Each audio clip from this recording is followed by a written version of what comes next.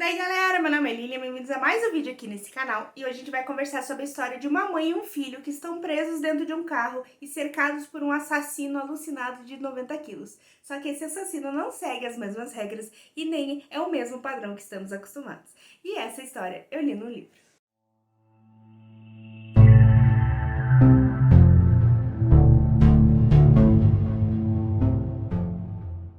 E o livro que a gente vai conversar aqui hoje é Cujo, do Stephen King, que foi publicado originalmente em 1981, com o mesmo título do que foi publicado em português. Nessa história a gente vai acompanhar uma família, então, o pai, o Vic, a mãe, a Dona e o filhinho Ted, que eles moram em Castle Rock, que é uma das cidades famosas do King, e que eles estão ali enfrentando um problema um pouco grave na família deles. Na verdade, o pai e a mãe estão passando por uma crise no casamento, devido a alguns acontecimentos aí recentes, e tudo vai ficar então mais virado de ponta cabeça quando a mãe e o filho vão se ver em uma situação em que eles estão presos dentro de um carro e fora tem um São Bernardo de 90 quilos com raiva, totalmente alucinado.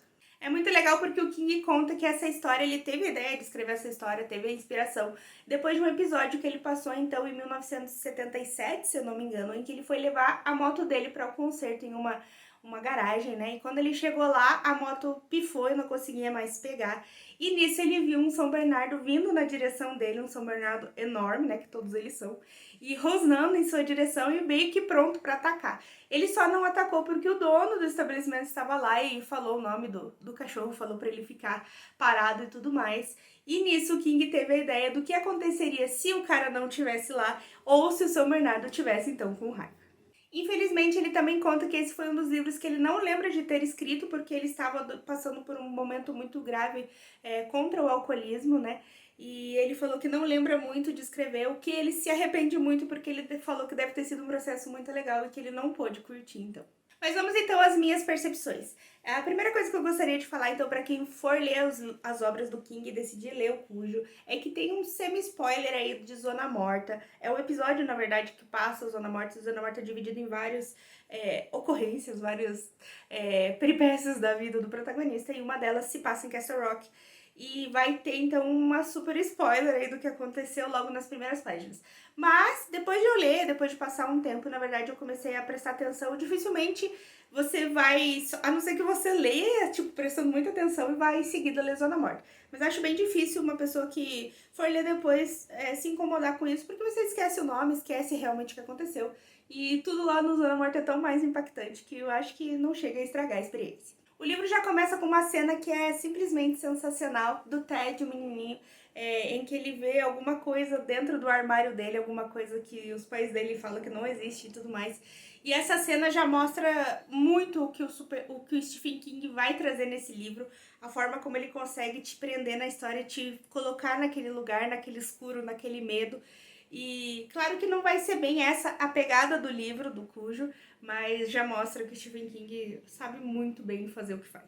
Uma das coisas que eu gosto bastante também é que o King ele vai construindo a comunidade, as pessoas que estão em volta dos protagonistas, em volta da família principal. E diversos momentos eu fico pensando, será que eu tenho que decorar o nome desse cara? Ou será que ele não vai ser mais importante? Porque às vezes ele tá falando ali, por exemplo, bem no comecinho do carteiro que tá passando, você pensa, assim, esse cara vai ser um personagem importante, na verdade não vai. Mas eu acho muito legal porque dá aquela ideia de cotidiano, dá aquela ideia de que tem uma vida em volta deles, eles levam uma vida, são pessoas reais, e faz você acabar se importando um pouco mais com eles. A primeira aparição, então, do Cujo, o São Bernardo que eu falei da sinopse, é simplesmente sensacional, que é exatamente a chegada deles lá nessa oficina e ele aparece, mas não é um contexto de terror, não é um contexto já do que vai acontecer no futuro, é só um São Bernardo vindo na sua direção, o que já é super aterrorizante. Acho que principalmente quem tem aí fobia, quem tem medo de cachorros, acho que deve ser bem complicado ler essa história. Eu também fui ler esse livro sem saber muita coisa sobre ele, eu tinha, claro, vagamente a sinopse na cabeça, mas eu não sabia exatamente por que aspecto ele ia abordar a história, e foi muito legal porque eu fui construindo diversas teorias ao longo da narrativa, e a primeira metade do livro, ela te dá muita abertura para você fazer isso. Outra coisa que eu gostei bastante, acho que influenciou demais para eu gostar ainda mais de Cujo, é que o núcleo familiar aqui dessa família vai me lembrou muito o Iluminado, como eles se organizavam, como eles tinham aquela relação de carinho entre eles, mas ao mesmo tempo estavam enfrentando alguma coisa muito problemática para a família, que no caso do Iluminado, né, é o alcoolismo do Jack. Aqui vai ser a crise do casamento dos dois. E já super me fez ter aquele peso no coração de saber que já é uma família, digamos assim, fragilizada, que já está enfrentando problemas e que ainda vai tudo desgraçar, ainda mais num contexto aí de alguma coisa de terror. E de novo aqui a gente vai entrar e falar sobre a construção de personagens do King, que sempre são sensacionais. Ele consegue fazer pessoas reais com desejos, com erros, com problemas. E eu acho isso muito legal porque ele constrói também esses personagens, ele faz você se importar, faz você conhecer um pouco mais como eles são, o que eles estão passando, e daí ele coloca eles naquela situação de perigo. E eu acho que isso é super sensacional, o que faz você gostar tanto assim do livro, pelo menos foi o que funcionou pra mim, porque tem muitos livros que a gente acaba lendo e você não se importa tanto com o perigo que os personagens estão passando porque você não se conectou com eles. E eu acho que aqui o King, mesmo não sendo personagens certinhos e ideais, ele consegue fazer isso muito bem. Como eu disse, então, a primeira metade do livro ele funciona como uma grande construção e a parte realmente pesada vai acontecer mais ou menos ali pra metade, né? Não é uma ciência exata. Mas foi o que eu senti lendo Iluminado de novo, além da família que lembra muito, foi a sensação que eu tive lendo o livro, em que eu já tô tão apegada aos personagens, eu já gosto tanto deles, que eu não quero acreditar que eles vão passar por o que eles vão passar. E a vontade, assim, de abandonar o livro e fazer de conta que tudo só aconteceu, deu tudo muito certo. Foi muito grande. Inclusive, quando eu li o Iluminado, eu fiz uma pausa no meio, porque eu acho que tava muito pesado pra mim. E antes até de começar o projeto. Mas esse aqui eu li numa vez só, mas a sensação, assim, de eu não quero que ele sofra, é muito grande. Outra coisa bem bacana que é a forma como o King organiza que as coisas se alinham para acontecer o que acontece, né, que é o plot principal. Eu acho que é muito legal porque são coisas assim extremamente improváveis, são coincidências atrás de coincidências para que tudo se alinhe para chegar no que chega ali, mas ao mesmo tempo você vê que apesar de ser improvável, não é impossível uma situação dessa. E acho que isso que mexe tanto comigo, me mexeu tanto comigo nessa situação, vendo que isso talvez não da forma como aconteceu e tudo mais, mas isso pode acontecer, isso pode você pode se ver numa situação como essa ou parecida com essa. E isso me deixou muito bizarrada, porque ele não toma algumas decisões assim totalmente só para dar certo com o que ele quer, digamos assim. Tudo tem os seus motivos ali, claro, como eu disse, como uma série de coincidências, mas não é nada assim super mudado para agradar o roteiro, digamos assim. Outra coisa bem legal também, agora fugindo da família principal, são outros personagens que cercam todos ali e que é muito bacana porque pessoas que tomam decisões que têm um caráter super duvidoso, como é o caso aqui de um personagem que ele é super agressor, ele é super só bebe, maltrata o filho, maltrata a esposa, mas ao mesmo tempo você vê que ele é fruto da criação, ele é fruto do meio que ele vive, e eu acho que tem muitas críticas assim às pessoas, à sociedade. Eu não sei, eu senti que eu consegui me colocar no lugar de diversas pessoas dessa narrativa e entender, não que os atos delas sejam justificáveis, mas você consegue entender pelo menos o porquê que levou elas a fazer o que elas fazem. E isso é muito legal porque é uma coisa totalmente à parte do plot principal, que é o cachorro muito louco. Outra coisa aqui também que é muito legal e que foge um pouco do Stephen King sobrenatural é que às vezes as coisas que acontecem, as desgraças da vida não são só coisas do outro mundo, né? No caso aqui dele, né? Que fala sobre isso, não são só coisas sobrenaturais, coisas do mal, mas às vezes é só uma baita falta de sorte, como é o caso de tudo que acontece aqui. E mesmo assim não deixa de ser menos terrível e menos impactante. E eu acho que se aproxima muito mais da nossa realidade, por isso Cujo é tão impactante. Eu achei a segunda metade do livro daquele tipo que você não consegue parar, que você precisa muito continuar, você precisa saber o que vai acontecer com os personagens. Achei o final muito, muito, muito bom. Não vou emitir muitas opiniões para não dar spoiler, é claro, mas eu achei sensacional o que o King fez no final desse livro. É um livro com um plot relativamente simples e que funciona extremamente bem, te prende, te arrasta pelas páginas contra a sua vontade, mas que você vê que é uma ideia que poderia ter dado muito errado, porque ele passa muito tempo no mesmo lugar, muito tempo descrevendo a mesma situação, mas que só funciona muito bem porque tem uma escrita muito boa. E aqui eu acho que o King sei lá, desde o Iluminado ele já tá muito lá em cima na escrita pra mim. Então, com certeza, se o plot te chama atenção, vale muito a pena encarar esse livro. E é claro que não podia ser diferente, eu acabei dando 5 estrelas pra esse livro, super favoritado, super maravilhoso, super queridinho, maravilhosinho, lindinho e tudo isso. E como não podia ser diferente nas obras do King, foi feita então uma adaptação. Foi lançado em 1984 um filme com o nome Cujo, que traz no elenco Jim Wallace como Donna e Danny Pintauro como Ted. A Donna eu conhecia, na verdade, a Dee, eu conhecia por ela fazer parte do elenco de ET, né? Ela é a mãe dos menininhos todos do ET. Ele, pelo que eu vi, não tinha feito nada muito assim, talvez uns filmes de terror que eu não assisti, pelo menos, mas enfim, acho que a carreira dele não evoluiu muito depois disso, não. Eu logo de cara já gostei bastante do clima do filme, eu achei assim que eles pegaram uma fotografia super legal, super casou com a história que eles estão contando. E de novo, eu bato aqui na tecla que eu acho muito legal quando os filmes são feitos logo em seguida do livro, porque traz toda aquela ideia da década de 80 e tudo mais, as roupas, os carros e tudo mais. E eu acho muito bacana ficar imersa nessa história, já que a gente tá lendo aí, né, 30, 40 anos depois. E acho que trazer essa essência do livro é bastante legal para uma adaptação, principalmente que a gente tá falando aqui de um problema que acontece, no caso a mãe e o filho presos num carro, em uma época que não tinha celular. E se tivesse hoje em dia, isso seria resolvido assim, né, não ia ter nem problema.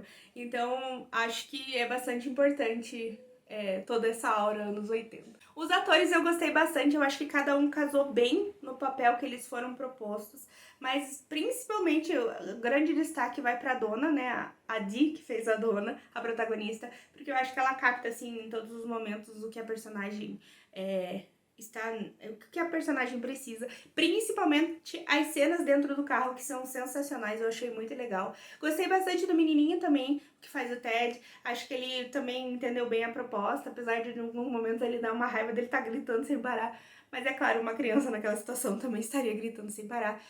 O Arthur fez uma colocação bem legal, que o papel do marido e de um outro personagem, os atores para ele, se fossem trocados, ficariam mais legais. Mas eu não achei assim tanto que era uma necessidade. E acho que o elenco como um todo agrada muito bem. Uma coisa que eu não gostei muito foi a interação entre os personagens. Eu achei que não rolou uma química muito legal, principalmente entre o casal principal.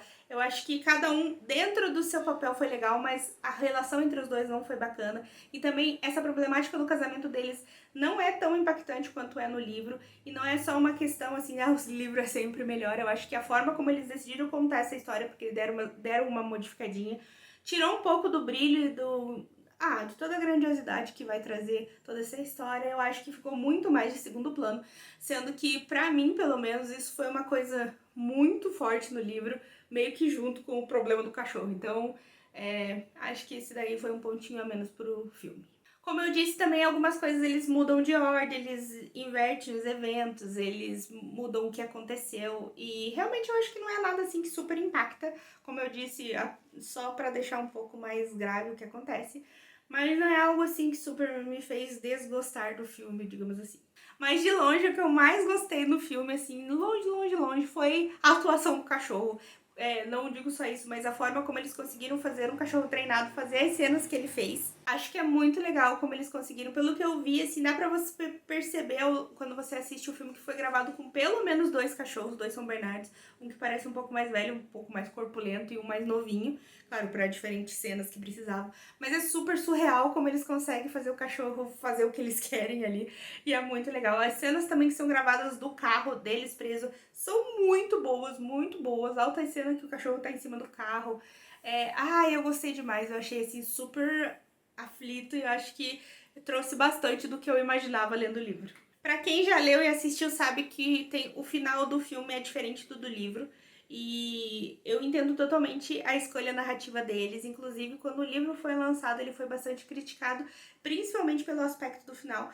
E eles decidiram, então, modificar esse final e eu acho que tudo bem. Acho que também funciona muito bem. Claro, são duas abordagens diferentes, mas talvez você passe mais tempo no livro pra absorver aquele final e o que não acontece no filme, então pra mim foi super legal. Achei uma adaptação super válida, super me diverti assistindo, não teve nenhuma, tipo, super galhofice, assim, então é uma adaptação que eu recomendo.